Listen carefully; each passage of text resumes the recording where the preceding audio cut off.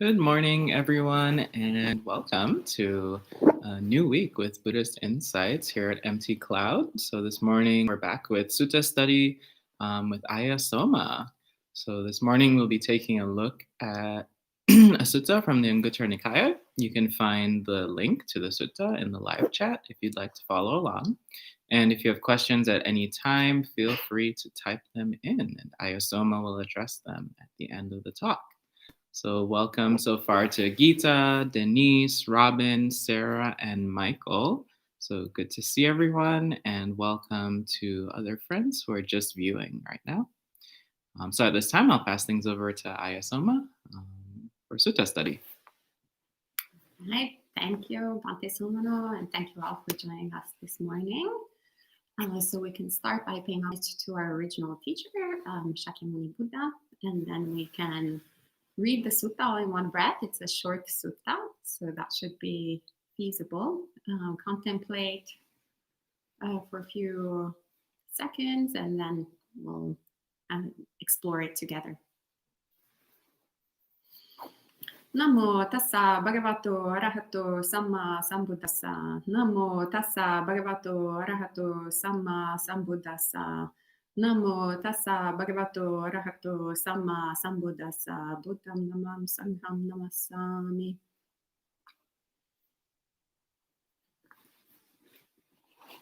Bhikkhus, there are these 4 cases of deeds. What for? There is a deed that is disagreeable to do, which will prove harmful. There is a deed that is disagreeable to do, which will prove beneficial. There is a deed that is agreeable to do, which will prove harmful. There is a deed that is agreeable to do, which will prove beneficial. Bhikkhus, take first the case of the deed that is disagreeable to do, which will prove harmful. One considers that this deed should not be done on both grounds because it is disagreeable to do and because it will prove harmful. One considers that this deed should not be done on both grounds. Next, take the case of the deed that is disagreeable to do, which will prove beneficial. It is in this case that one can understand who is a fool and who is a wise person in regard to manly strength, manly energy, and manly exertion. The fool does not reflect thus. Although this deed is disagreeable to do, still it will prove beneficial. So he does not do that deed, and his refraining from it proves harmful. But the wise person does reflect thus. Although this deed is disagreeable to do, still it will prove beneficial. So he does that deed, and it proves beneficial. Next, take the case of the deed that is agreeable to do, which will prove harmful. It is in this case, too, that one can understand who is a fool and who is a wise person in regard to manly strength, manly energy, and manly exertion. The fool does not reflect thus. Although this deed is agreeable to do, still it will prove harmful. So he does that deed, and it proves harmful. But the wise person does reflect thus. Although this deed is agreeable to do, still it will prove harmful. So he does not do that deed, and his refraining from it proves beneficial. Next, take the case of the deed that is agreeable to do, which will prove beneficial. This deed is considered one that should be done on both grounds, because it is agreeable to do, and because it proves beneficial. This deed is considered one that should be done on both grounds. These bhikkhus are the 4 cases of deeds. So we can close our eyes and contemplate and see how our mind is naturally reacting to these words.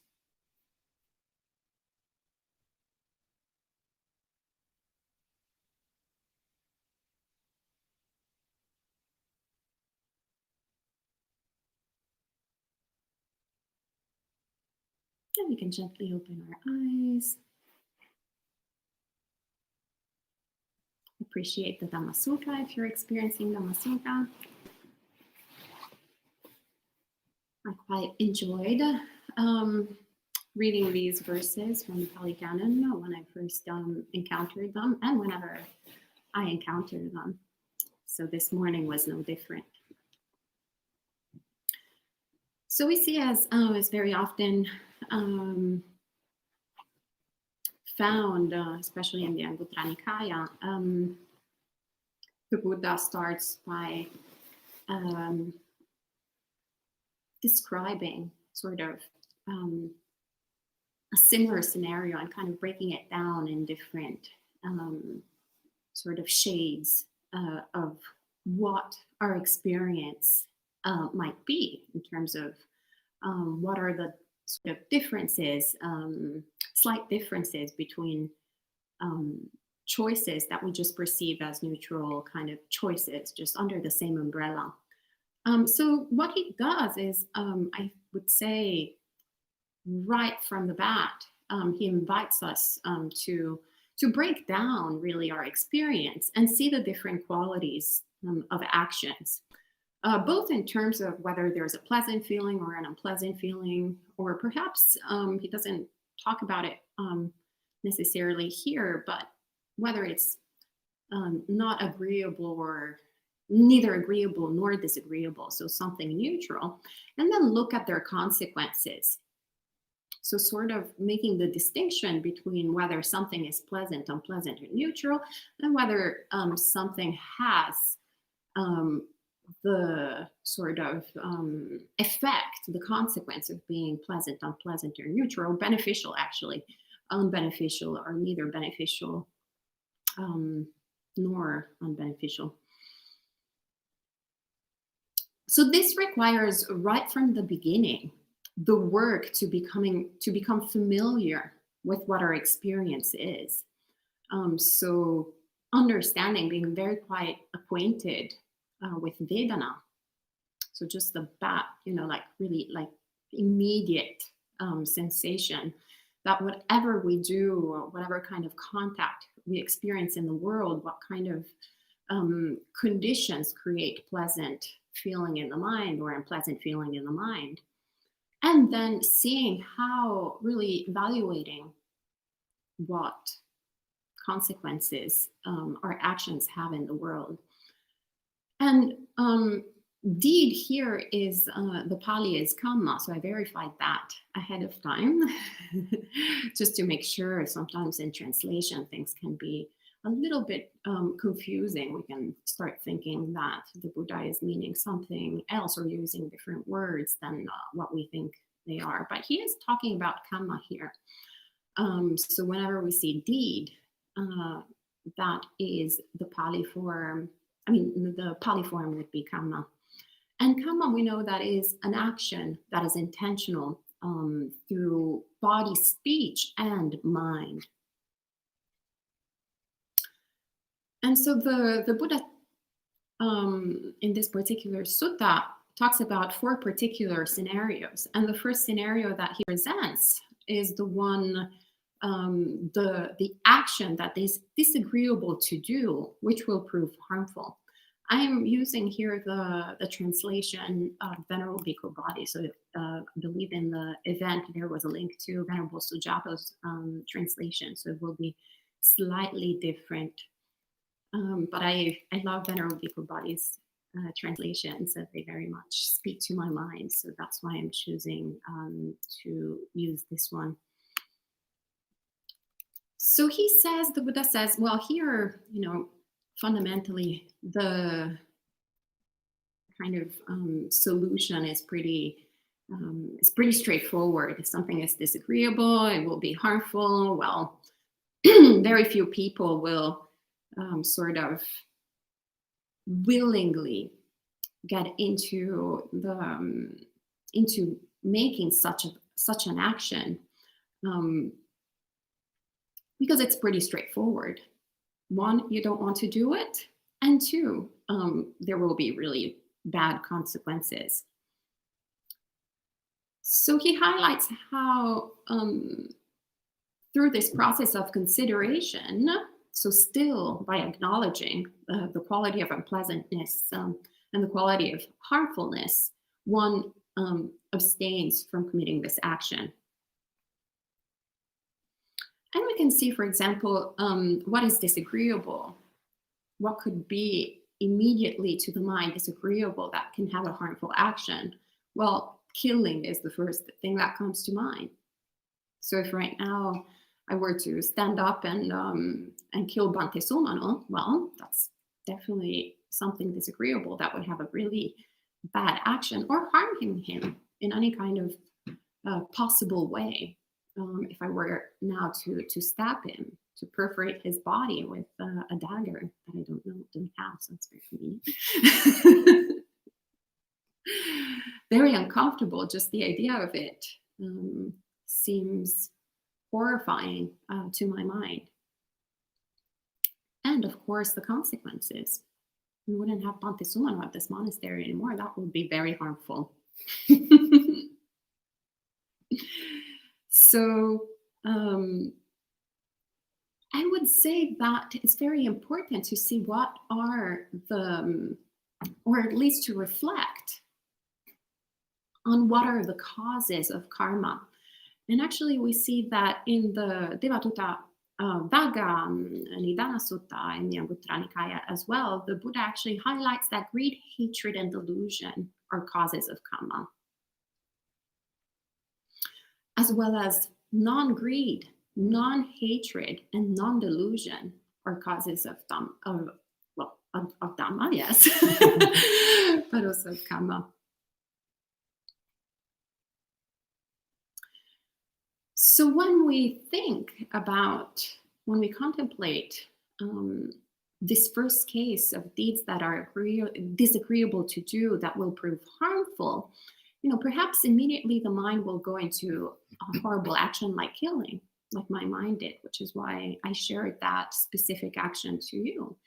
But what about things that we do with the mind? There's so much emphasis with sort of just actions with the body, and perhaps, yes, also with the speech. But do we actually reflect on what we're doing with the mind? Do we think that it even has sometimes the same importance, if not more importance, than our actions? But I would say that most of the time we think that just as long as, say, harmful thoughts don't actually become are not executed in the form of actions through body and speech, then it's not really that bad, not really that terrible. As a matter of fact, we actually had once a white supremacist who came to one of our retreats when we were in New York City. And he stated exactly that whenever we were pointing out how harmful entertaining certain thoughts of racism, of the conceit of superiority, or that he was having towards others, or the conceit of thinking of other people were inferior to him just based on an arbitrary physical condition or arbitrary nationality, an arbitrary passport, or whatever it is. Well, it really made an impact in my mind to see that he thought whenever there was even like a sort of slight doubt in his mind that perhaps actually it wasn't particularly beneficial, that they weren't particularly wholesome rather than beneficial, the thoughts that he was entertaining, he was saying how it was really not that important because he was not acting on them. In reality, actually, he was acting over and over again on them by mind, with his mind. So that is an action, that is karma. So it's something disagreeable because actually entertaining any thoughts of that sort is, if one really looks at the quality of the experience of the mind, there will be a lot of suffering. You don't even need to get to the point of being the recipient of those harmful thoughts. If you are the one holding such thoughts, you will be suffering. So the fact that one does not acknowledge the suffering in those thoughts is the first problem. And the not understanding the harmfulness of those thoughts is the other problem. But when we acknowledge, so when we develop enough mindfulness and concentration to understand really the unpleasantness of such thoughts, then we will understand, okay, well, actually, this is pretty disagreeable. And that will create the conditions for a lucidity of mind to understand, well, naturally, the consequence of these disagreeable thoughts will have harmful consequences. So, then, of course, if we only stopped here, we could just draw the conclusion, okay, anything that is disagreeable, that should not be worth doing. Once we've developed so much mindfulness and concentration in meditation, then we're like, oh, this is unpleasant. Okay, I'm not going to do it. Which could perhaps lead to the scenario where we're dealing with a white supremacist and actually in the room and telling them or highlighting the fact that they're sort of what they're saying is harmful. It's a little bit unpleasant. Why would we do such a thing? It creates a lot of unrest. Perhaps we just need to, just sit here peacefully and calmly and let them just say what they have to say. And perhaps that will be at the expense of other people in the room who are the recipients of such hatred. Or perhaps other people in the room who will absorb such thoughts, such ideas, and perhaps internalize them and start thinking and acting upon them. And so the Buddha in the second scenario, he says, take the case of the deed that is disagreeable to do, which will prove beneficial. It is in this case that one can understand who is a fool and who is a wise person in regard to manly strength, manly energy, and manly exertion. So here in manly, I don't think that the Buddha means manly in terms of like man, lots of strength and exertion, but rather I take it as human strength, energy, exertion. Just wanted to clarify that. And so we see how he distinguishes the quality of wisdom operating in understanding when we should apply a certain effort. We should do an action that is disagreeable perhaps to do, but it is beneficial. Or we see, okay, actually it's a disagreeable sort of sensation, and it will also have a harmful effect, like in the first case scenario. So I seem to understand from this scenario that he is highlighting the quality, once again, of wisdom. And that if we don't actually do that deed, very important, he says afterwards, refraining from it proves harmful. So it's interesting how lots of times we hear in Buddhist circles how sort of inaction, not doing anything, doesn't really have consequences. But rather here, the Buddha is pretty clear in highlighting how inaction accompanied with ignorance creates harmful results. And so inaction is not something to be taken as neutral. It's not something to be taken as, oh, well, when in doubt, throw it out. Throw out the option. When feeling a little bit of discomfort, well, just leave it out there. It's samsara. Someone else can deal with it. Doesn't matter if, people are saying awful things, people are doing awful things. If there's someone drowning in front of me, if there's someone being discriminated in front of me, I can just sit here peacefully and not do anything. And there is no karmic result. Well, the Buddha, it seems to me that he's very clear here in highlighting how foolish that approach is. how it's not accompanied with wisdom. And rather, he invites us to contemplate how, even though perhaps this action is disagreeable, the last thing that we want to do right here, right now, yet it will have beneficial results. Hence, we're going to do it. So it's not fundamentally what we like or what we dislike, but what is needed. And by starting to think in this way, we're actually practicing the Dhamma. By acting in this way, we're creating the Kamma that leads to the end of Kamma. And so there's quite a lot in the Dhamma that explains that. That's also how the Buddha instructed his own son, Bhante Rahula. It's not that he said, oh, well, just meditate, don't do anything, doesn't matter.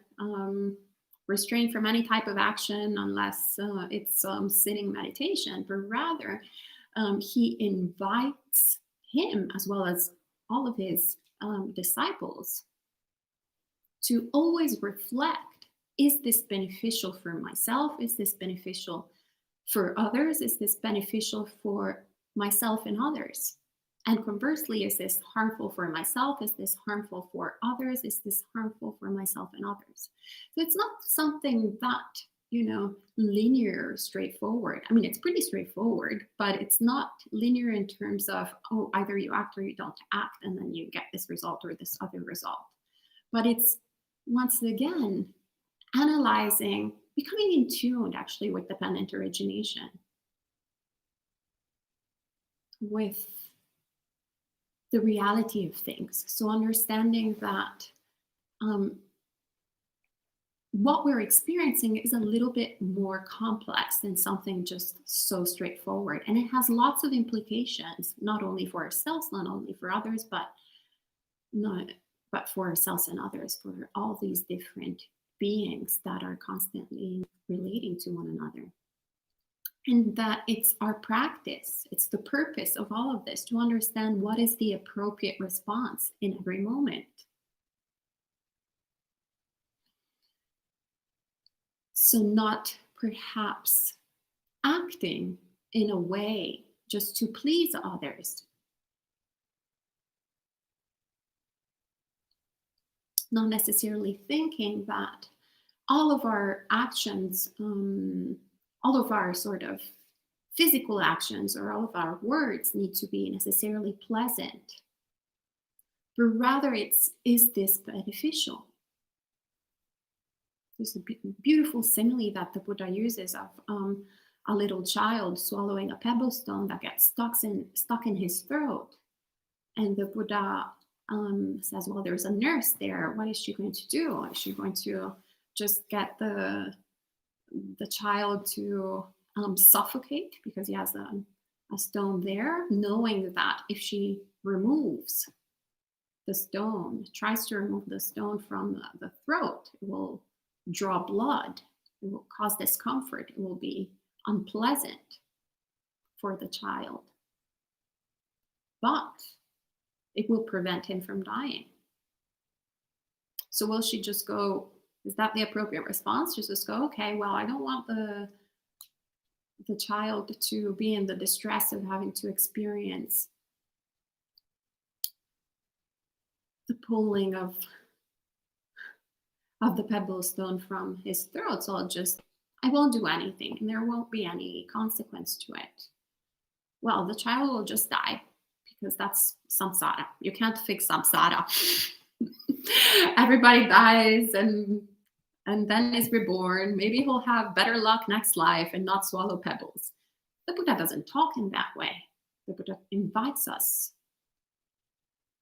to be wise, to develop the wisdom to understand right now the appropriate response, what is beneficial, is to remove that pebble stone, to draw blood in the throat of the child as I remove the pebble stone, as he cries, and save him.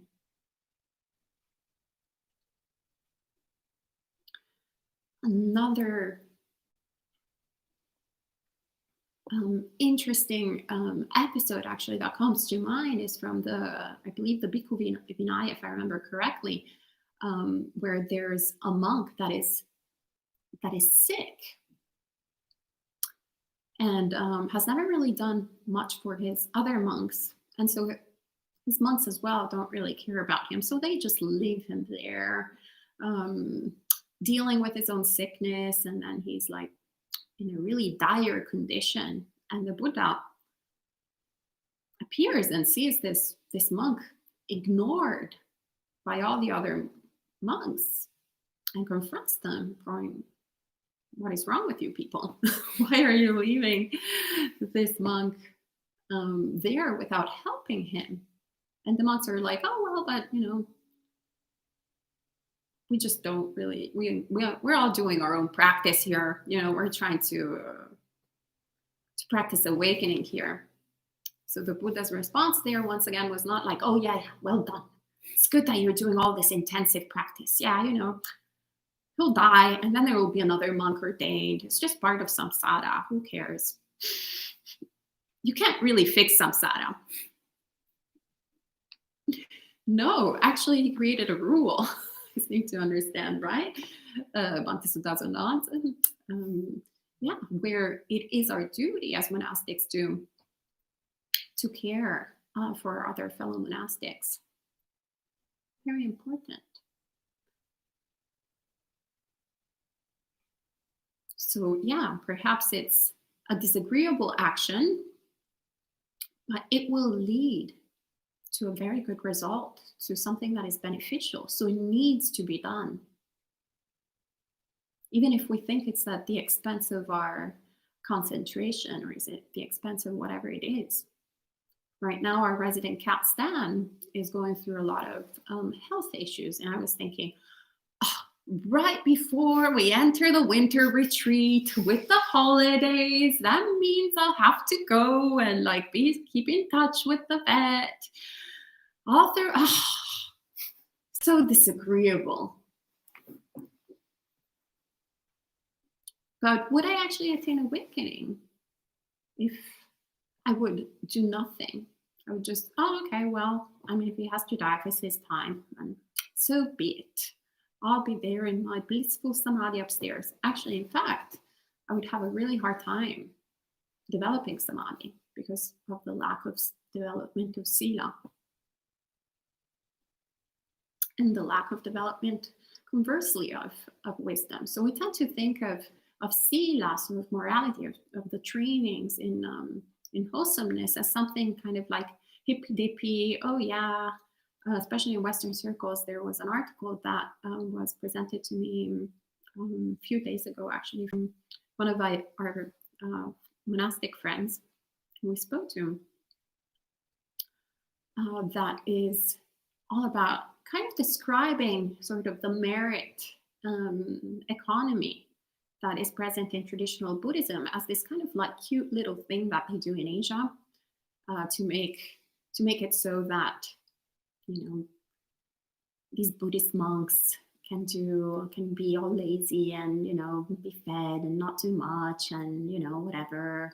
There's a superstitious kind of thing that these Asian Buddhists do of putting all this effort in giving gifts, and that's cute, but we don't really need to do that, do we?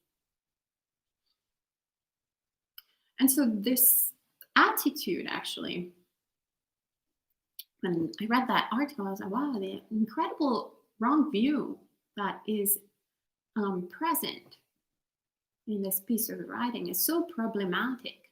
So we tend to think of sila as something optional, then something kind of either cute or whatever. Yeah, it could be nice if people were more friendly and generous, but is it really necessary? We live in a capitalistic society, so we need to pay bills at the end of the day. We need to do this, and we get very practical about it. So we're like, the important thing is to actually just get into seclusion and just meditate without any distractions. Perhaps even in nature it's too distracting, so we need one of those soundproof cells Of course, not with other people there because they might also distract us. So perhaps it has to be like a very like, just one cell where I can enter there and then I'll obtain awakening.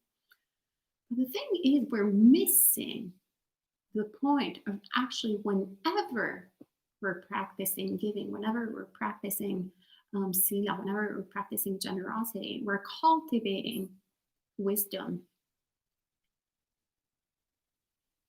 We're cultivating mindfulness. We're also cultivating concentration, actually, and vice versa. So all of these things, it's not the Noble Eightfold Path. It's just a one-fold or two-fold or three-fold or four-fold or five-fold. And it's not that we only practice this at this stage and we only practice this at this other stage. Like as if it was a university course in year one, you only practice right view, then you've graduated, so you don't have to go back to right view anymore. Just do right intention, then you throw that plus that out of the window as well. And you go to the next steps. But actually, the next steps are a little boring. So how about I even write effort? Actually, I don't want to put that much effort. So let me just go write mindfulness. Because I'm better than my other fellow students. Again, I heard I've never gone to school in this country in particular, but I know that not everybody has to necessarily be in the same grade. But if you're good enough, if you're better than others, you can go to the next grade. You can finish earlier than others. That's not an option in Italy. Like, oh, you're better than others. Okay, great. Well, just keep there. Keep staying there. Good for you. You'll finish like everyone else. So it's kind of like an interesting way that sometimes I feel in kind of pervades that sense that this approach towards the Dhamma, that is something we approach it very much in a sort of scholarly way, in an intellectual way, in a way that, oh, after 1 year there's this, after 3 years there's this, after 10 years then I'm an ajahn, so I can teach, after like such year I will do that, I have a PhD or whatever it is. But that's missing the point, I would say. Anyway, continuing with the sutta, we see the next case of the deed that is agreeable to do, which will prove harmful. Familiar to anyone. And yes, of course, I think that to one degree or another, we've all been through that, right? Knowing that something that actually doing such a deed will not have great consequences, but yet it's so full of enjoyment of the process of doing that action that will do it. It can be something as common as, being on the 8 precepts, taking the 8 precepts, and then being alone in our house, in our home, in our studio or flat, whatever it is, and opening the fridge and seeing all this delicious food, and then we're like, I know it won't be that great because I took this precept and I'm trying to train myself in renunciation, but how about I just do it anyway? So it's something as sort of trivial as that, or relatively trivial as that, all the way to perhaps stealing, taking something. That's like very immediate sort of gratification. We see something that our friend has that they haven't given to us, and we're like, oh, I want this. And getting that object, getting the sort of sensual pleasure that comes from indulging in that object is pleasant, but does it have actually beneficial results? Well, the Buddha gets us to contemplate once again, to see, to really look at the drawbacks of our actions, to analyze them, not be foolish. So it's not terribly different than the example before. He doesn't use, for example, different terms um, to highlight, to describe the person who acts in this way, as that person is a fool if they do an action that is agreeable that has harmful results. And so whenever we restrain from an agreeable action that has harmful results, where we can see the harmful results, and we restrain from the temptation of doing it, that's where we're creating then the karma also of non-action, the beneficial karma of not of not doing this unwholesome deed, so to speak, which then creates the conditions for jomo, the joy of missing out, rather than constantly running around towards anything that glitters, towards anything that we feel is going to bring us to some sort of sensual pleasure. Because whenever actually we are getting what we want, we are fueling that tendency of mind. We're creating more conditions for craving.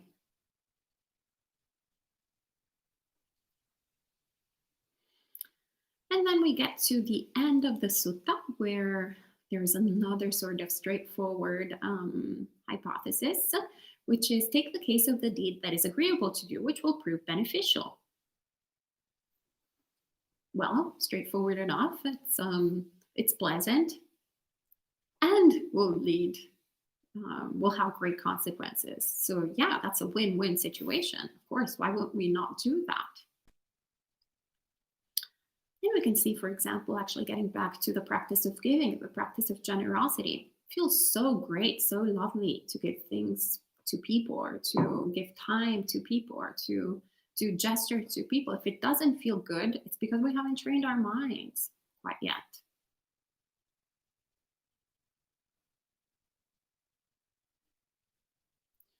And a lot of times actually there is a sort of taint in having joy in doing such beneficial actions. There's the sort of, oh well, you're just doing it for yourself. You're kind of being selfish actually in your way of being generous. I've heard they were very present actually amongst the circles that I was in before Buddhist practice. There was almost a bit of shame in actually doing like nice deeds and feeling happy about it.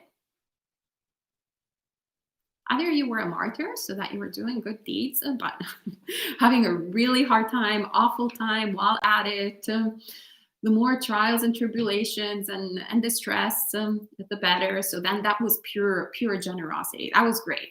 That was worthy of respect. But if you're actually having a great time while doing it, which by the way, you'll see in pretty much any Buddhist temple, that has always impressed me. There's a celebration of giving. There's a celebration of like, oh yes, this is so great. We're giving everything away. Yay! And we're having a great time while at it. Wonderful. Do you want to come and join us in letting go of our belongings and in giving and smiling and being happy? And then teaching also the little small humans in partaking in this beautiful practice. Everybody is just like a whole celebration. It's wonderful. And you have to see Katina here in my ordination. It's incredible how beautiful all of those mind states are. And there should be no shame in that. Quite the opposite. We should be recollecting our own goodness, as the Buddha says, and really recollecting the wholesomeness that all these deeds are bringing to the world. And we should do them with confidence, making a strong mark in the mind, creating this new habit. Sila, one of my favorite translations of sila, is in fact habits. So what we do with Buddhist practice is replace our unwholesome habits with good habits. And that's a great celebration. Wonderful.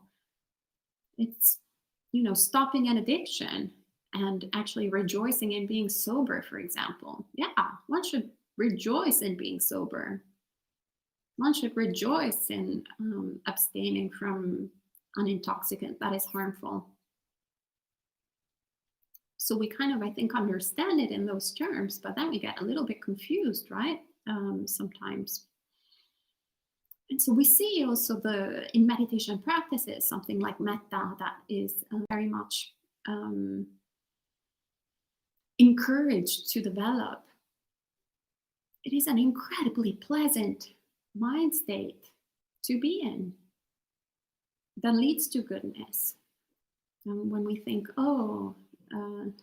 treating every single being with the same wholesomeness and happiness and good intentions that a mother has for her own child, right? So it's beautiful, something that should be done.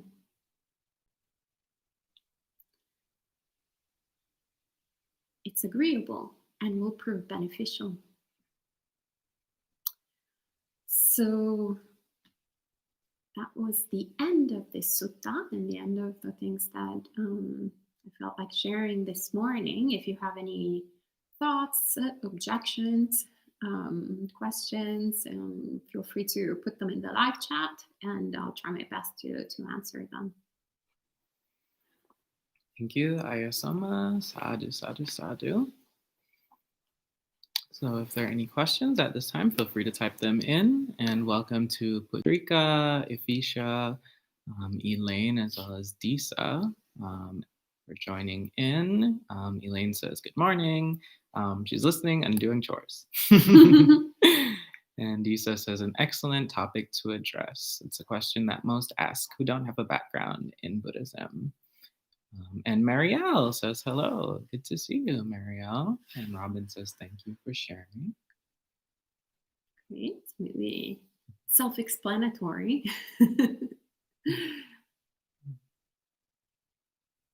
Well, then maybe we can have an end and have an early morning. Or early-ish, sort of. So thanks everyone for joining us. You can come back tonight, this evening at 7:30 p.m. And then we'll be back again tomorrow for sutta study and some evening meditation. We don't get a holiday break here. But this is a good way to spend the evening if you'll be around. And then on Friday, of course, we'll have some more sutta study and then monk chat. So thanks again, everyone, for joining in. Always good to see you. We can end with 3 sadhus.